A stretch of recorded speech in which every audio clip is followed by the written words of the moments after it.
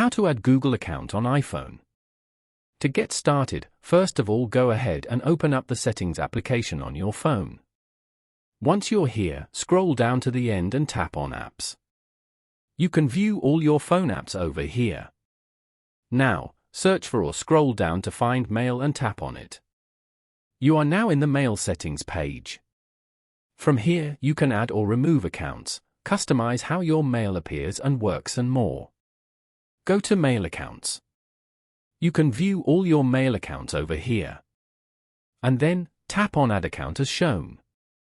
Select the account you want to add. For example, Google. After that, sign into your Google account to continue. Following these steps, you can easily add Google account on iPhone. Thank you for watching. Please leave a like if this tutorial helped you, or leave a comment below if you have any questions related to the video.